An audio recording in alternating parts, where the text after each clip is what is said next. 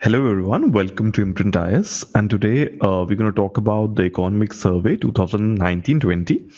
And the major themes of this economic survey has been, one is our aspiration of reaching a $5 trillion economy, and obviously the theme is obviously wealth creation, right?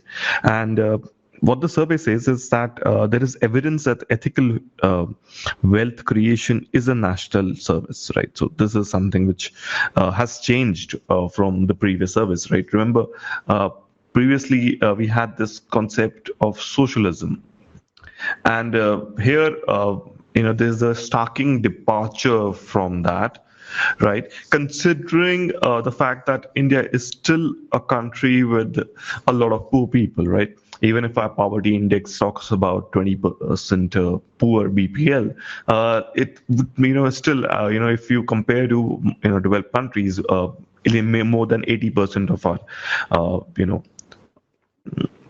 economy, right, is still not that great, and but our per capita income is still to reach that level in which we would say that okay, it's fine. Starking departure, definitely.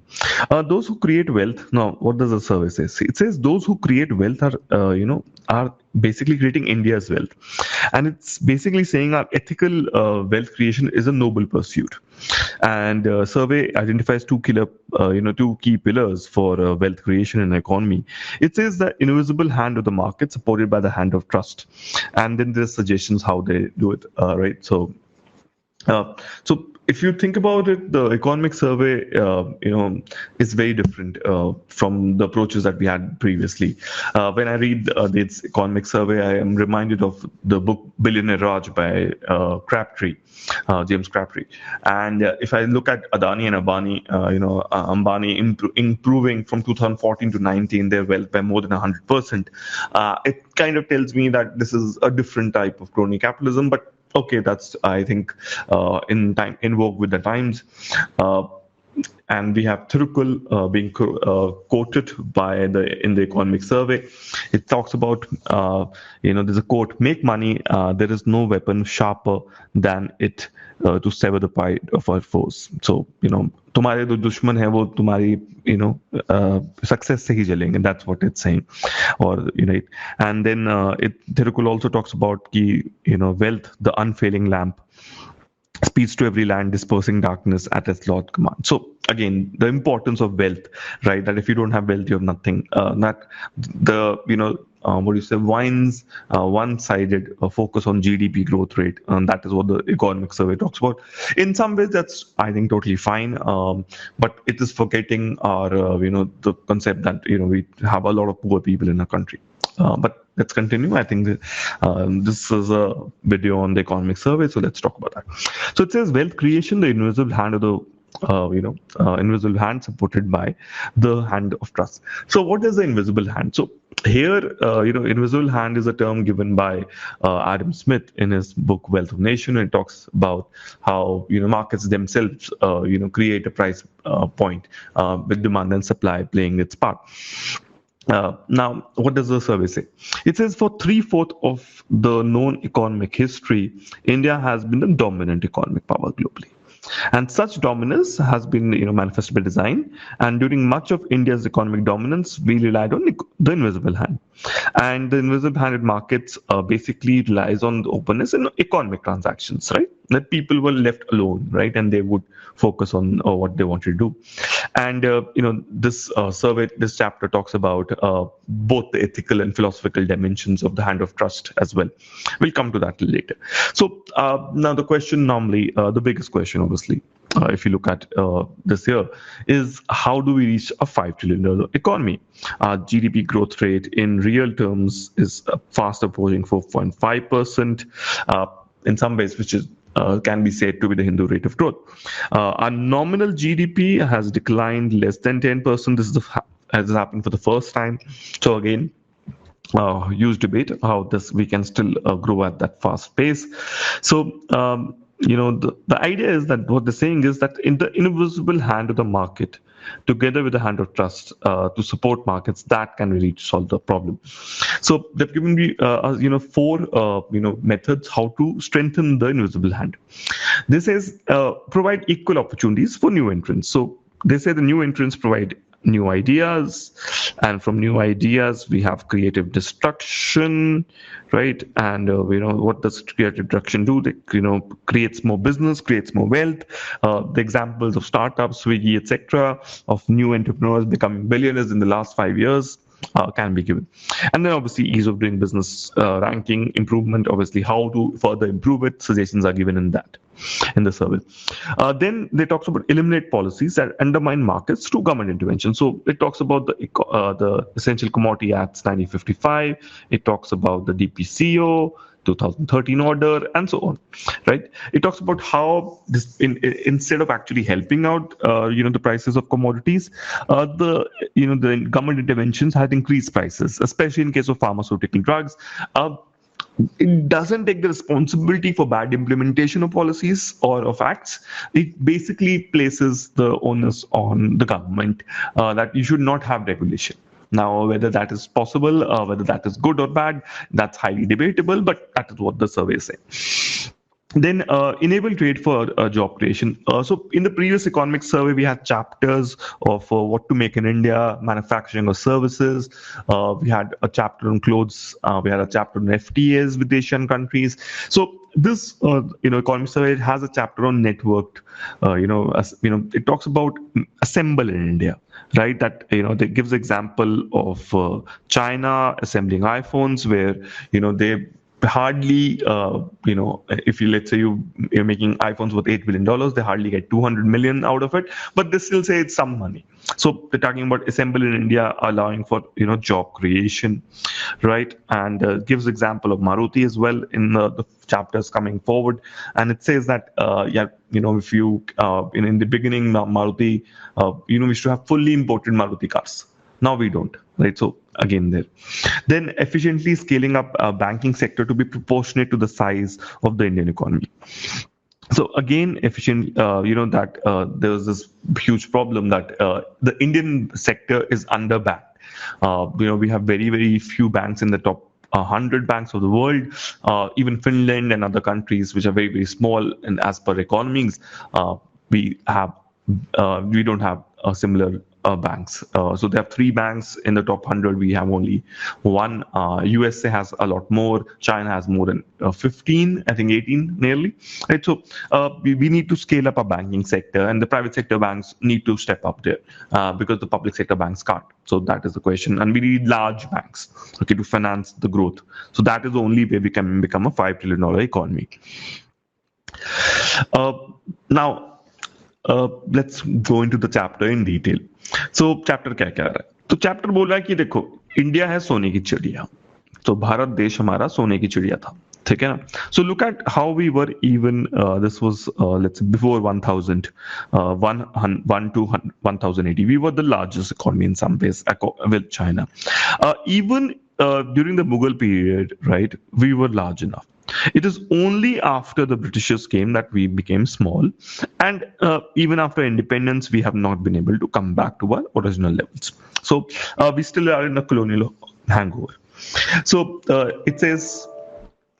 So what does it say? It says that for more than 3/4 of known economic history, India has been the dominant economic superpower.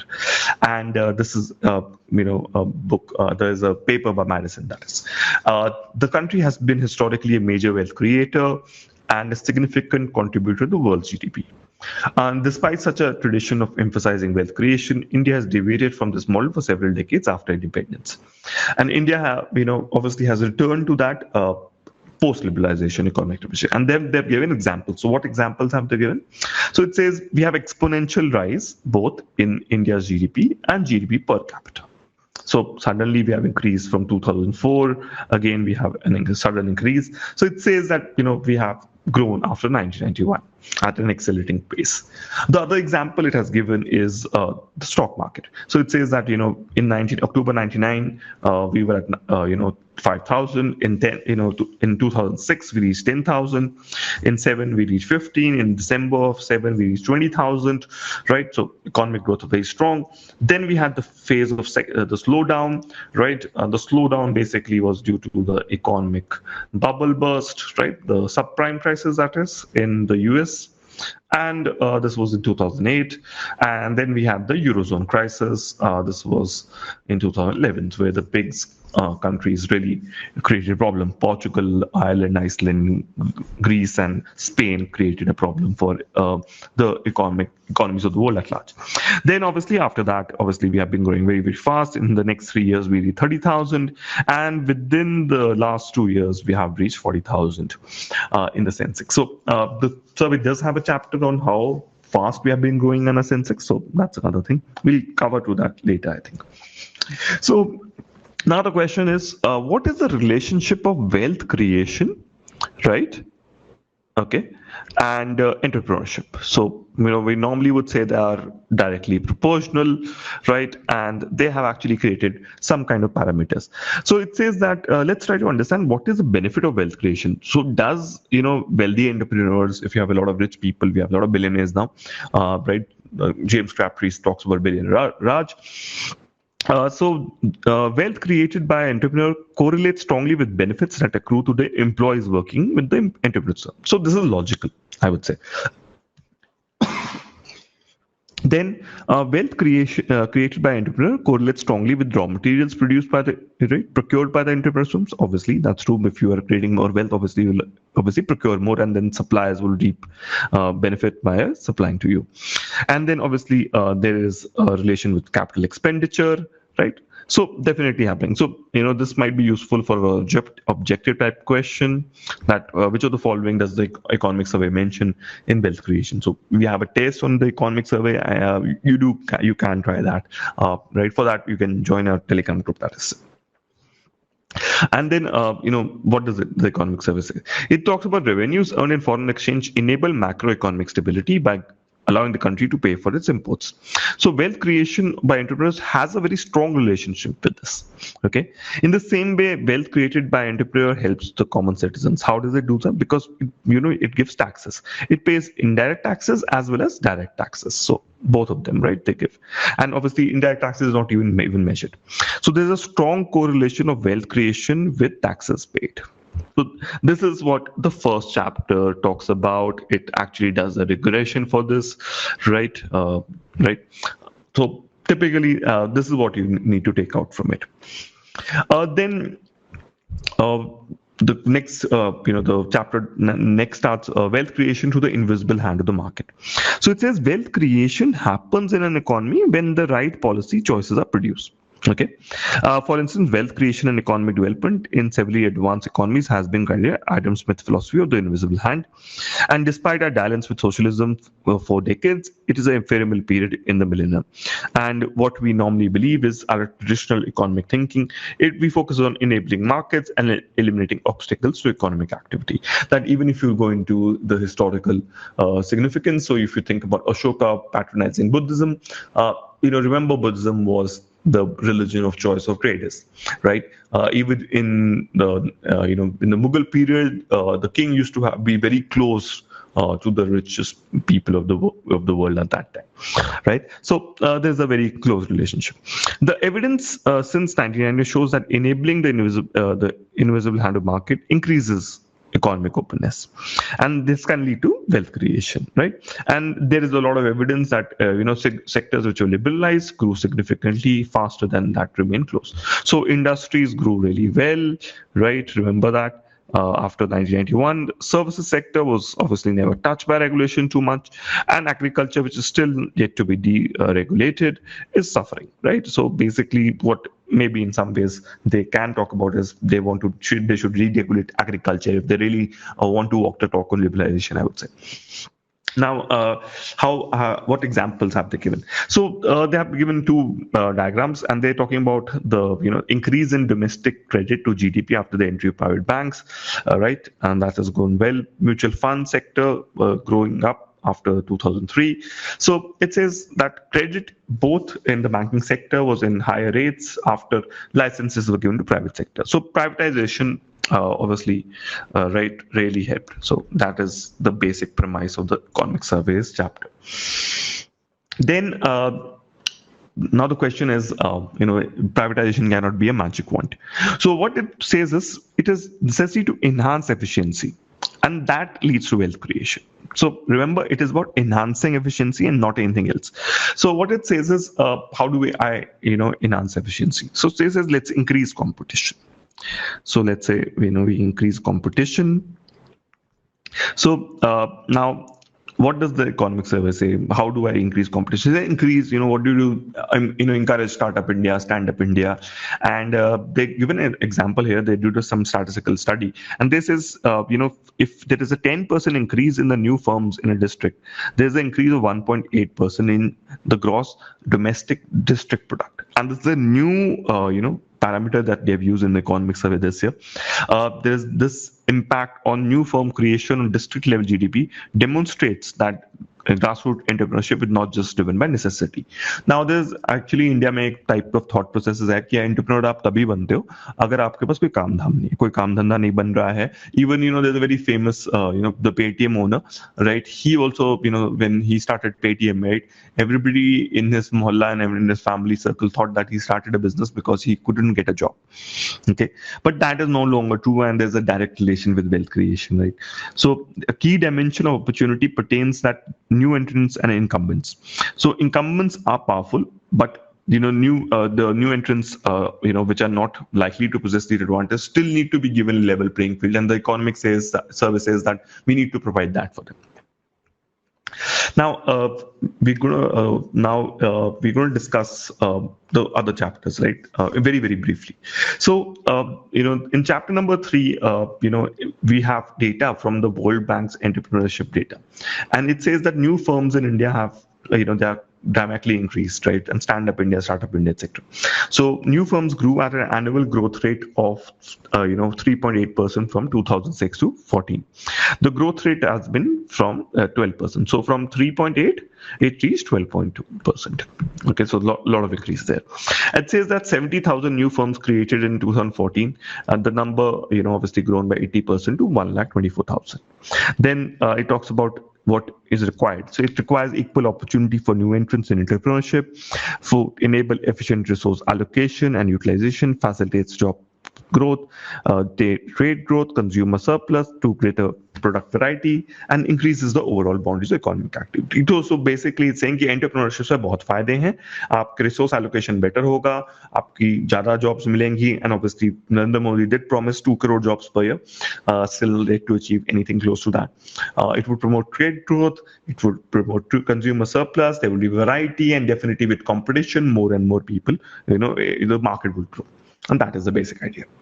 We'll do this chapter in detail later, so let's move ahead. Greater wealth creation market economy embraces. So obviously the same debate that we very very quickly India increased its Sensex wealth, right? So basically the economic survey talks about the wealth of the Sensex as wealth creation. Whether that's true or not, that's debatable. Whether it's just because of FDI, I think highly debatable, I would say. Now. Chapter number 4 talks about undermining markets when government intervention hurts more than it helps. So it says that freedom to choose is best expressed in an economy where the market, when people come together and strike a bargain and a price mechanism occurs, right? And it says that this principle is fundamental to the economy. Now the problem is the command and control approach intends that the price of the goods should be regulated. Now this is a huge problem, and it says that we still have regulatory relics, so the ECA, the Essential Commodities Act, right, the DPCO, etc. right? And obviously the PDS system, the fertilizer subsidies, and so on. So the whole premise of the modern day economics in India has been the fact that government intervention hurts in functioning of markets. For instance, in the pharmaceutical industry, government regulated formulation prices increases more than unregulated formulations, right? So they create artificial supply. So that kind of tells you that even there's a nexus between with the government. Okay, I would not really believe what the economic survey is saying, but for the time being, let's believe them. The supply of unregulated formulation is more than regulated formulation, and government intervention leads to consequences as price increases, and that is a huge problem. And that is the example that given in DPSO, especially in hospitals. You'll find all these hospitals are big chores. Okay, Fortis, all of them, right? All these private players, they charge double, triple the amount. Any private hospital, if you look at a syringe inside, what's its cost, and outside is a huge price difference, right? It is as if you've gone to a hotel, right? It's like PVR. Then chapter number 5, creating jobs by specializing exports in network products. So it talks about now the standard question: given our economic and demographic dividend, should India focus on labor-intensive industries or capital-intensive industries? And the survey says that let's integrate Make in India with Assemble in India for the world. And it says that we can create 4 crore well-paid jobs by 2025 and 8 crore by 2030. Now, this is very important. Commit this to memory. This can be a statement given directly in your objective type test for prelims. Okay, so it says our trade policy must be an enabler, and there's a debate whether trade has worked out for India or has hurted India. This survey talks about it has not really hurted India, right? But while the previous survey said it did hurt the FTAs. Okay, chapter number 6, improving ease of doing business in India. It says that obviously India has made a substantial jump in the World Bank's ease of doing business ranking. Now the problem, obviously, try to understand that this ease of doing business ranking is only in Delhi and Mumbai. Whether it actually is, a good representation of what has happened in India is very debatable.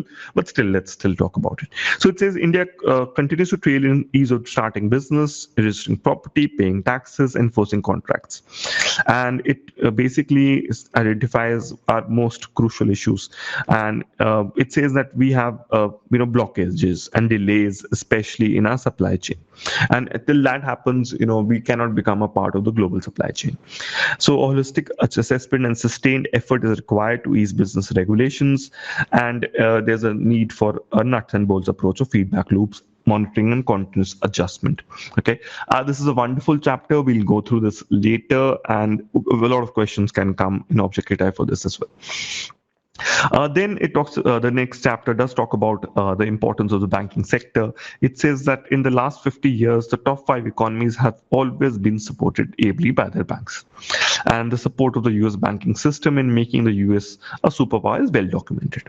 During the heydays of the Japanese economy, Japan had 15 of the top 25 banks then. China right now has one of the top 4 largest banks in the world, and they're all Chinese. Remember, there's a very good objective question: which is the largest bank in the world? And the largest bank is Industrial and Commercial Bank of China. This has been used because it gave money to Reliance. Anil Ambani has declared him bankrupt in this regard, right? And remember, this Industrial and Commercial Bank of China is really 2 or 3 times larger as the 5th and 6th banks, which are Chinese and Americans.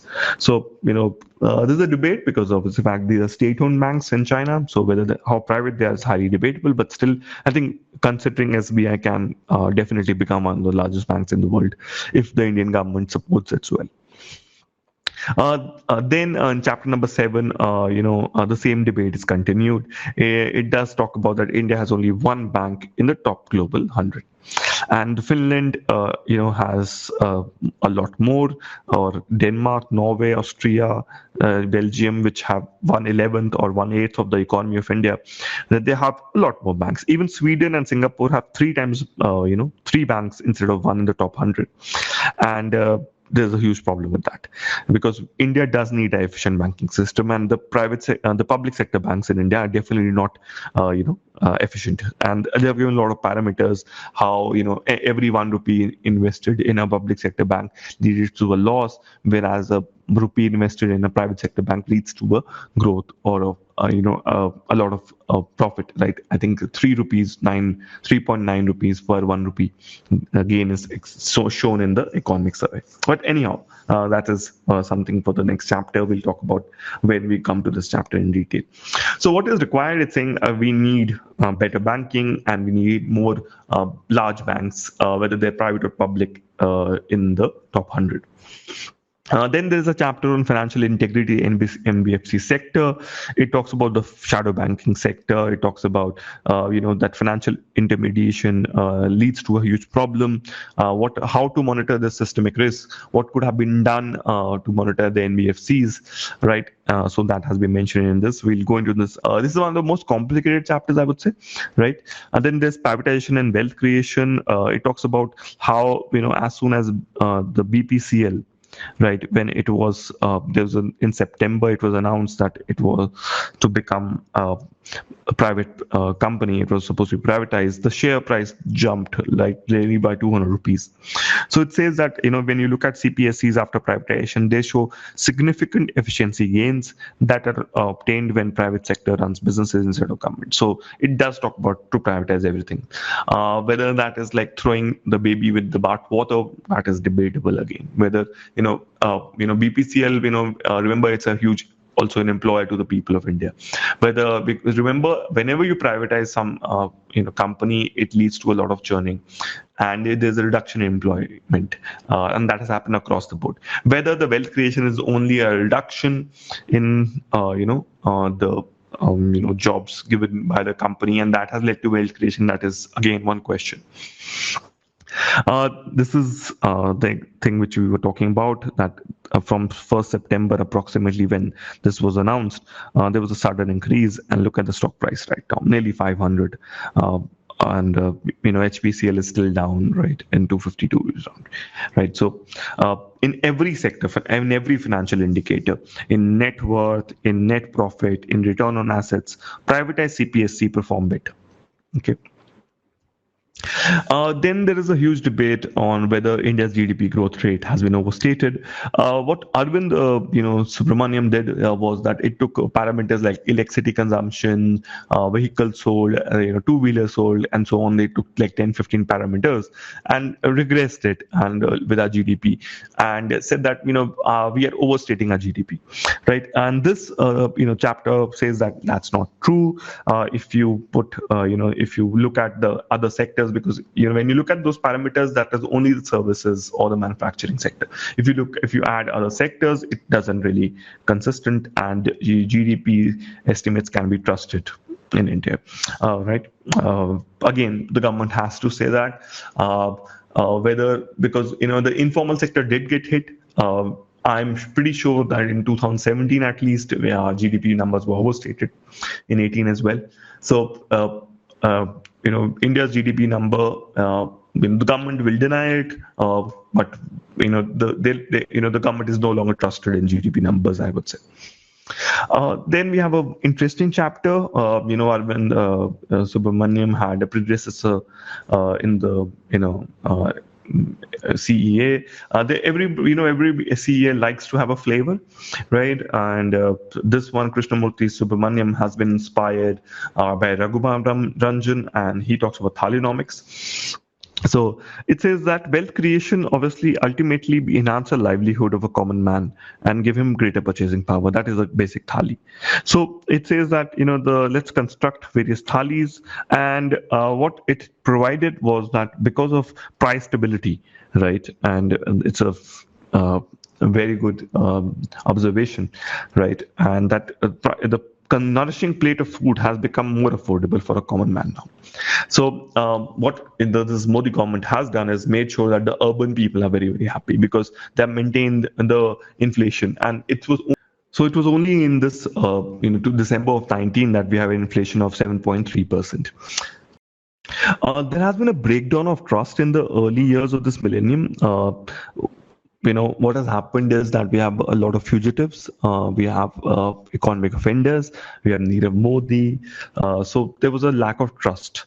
And remember, in India, we have a corruption perception index, and this is just turning worse and worse. So, the whole concept of development has been lost, the whole concept of anti-corruption has been lost, right? Which was the basic idea why the Modi government came into power, right?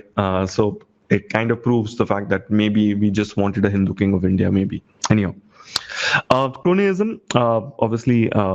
There's this chapter in the economic survey. It says that there has been a lot of discretionary allocation, right?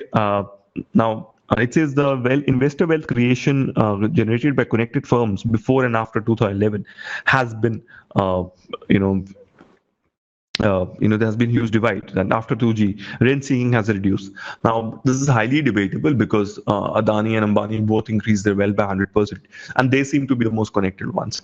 So again, cronyism, whether it has reduced or it is only the cronyism of one party which reduced, and it's debatable, right? Then the survey in chapter number 3 does talk about large corporation defaulting and whether this could have been avoided, whether the scores were not taken, whether the accounting quality scores of large defaulters were not looked at it, whether there was unprecedented credit boom, what was the problem. So it does talk about that. So it says that there have been loan defaults, but there have been audit failures. So they're saying that there's a very close relationship with what the willful defaulters have been doing, and it could have been measured. It does talk about that public sector banks have greater proportion of NPAs. It does talk about that loans were given from a phone call. So there has been a market failure, both on the fact that the banking side that they have been given loans, and on the other side, the auditors also, which are not examining the accounting numbers of its clients now. So this is a huge problem, right? Remember, 25% of all total NPAs are with 12 companies, and very interestingly, the PMO has not, really published that list even after so many years. Okay, so what are the basic indicators, leading and lagging indicators in financial statements? So they've talked about default in repayment of borrowings, going concern issues, excess managerial remunerations, non-compliance of provisions of Companies Act, insufficient provisions and impairment losses. There have been issues in performance of business, weakness in internal controls, and obviously a disclaimer of audit opinions. These all have been ignored by all these companies which were supposedly are about to default. They have actually given, in the survey details that what are the issues in performance of business. There is issue of cash flow. There is a difference problem of turnover, operating margins. There is non-reconciled mismatch in bank accounts. There are weak internal controls. They've given details, right? So that is what the economic survey is talking about. Now, obviously, these are not that important, but you can go through them at your own leisure if you want to, right? This is basically chapter number 1 from us. And we're going to end with, what Thirukul again says. It says, the just man's wealth shall, endure. Unwastingly endure, right? So it says that we need to create a place where we need to enable trust. We need to avoid policies that crowd out intrinsic motivation. We should recognize, banks should recognize corporates who pay their interest in time in non-monetary ways, right? It creates we require this intrinsic motivation to get strengthened. So we need to do this. Then we need to focus on information asymmetry. There was a lot of willful defaults pre-2014. We need to have borrower data, better borrower data. In the chapter, it does talk about that we need to focus on genuine banking. We need to do shaming and naming of willful defaulters, right? And they should be subjected to economic sanctions in form of downward unavailability of credit from the banking sector. Then, during the end of this chapter, it talks about enhancing the quality of supervision. It talks about using big data analytics, machine learning, deep learning systems. It talks about how the SEC and the FTC in the USA do it.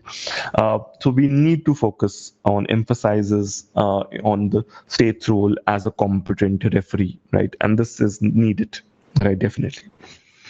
Okay, and that is what we're talking about there. US Federal Trade Commission has one employee for every two listed firms, while India only has one employee for 38. So we need to hire more. We need to use more machine learning, right? So SEC and FTC use artificial intelligence, machine learning to track down and flag down market prices, market malpractices. This needs to be taken care of. Okay, so this is a chapter at a glance, just to revise in case you can pause the video and go through this again, right? And how can we do, become again a $5 trillion economy? How can India become a Sone ki Chidiya? Again, this is something which can. In case you want to join a Telegram group, the link is provided. We will be providing the PDF of this in a Telegram group as well. Do like and subscribe to our channel. And if you have any questions, do ask, right? Thank you so much for listening.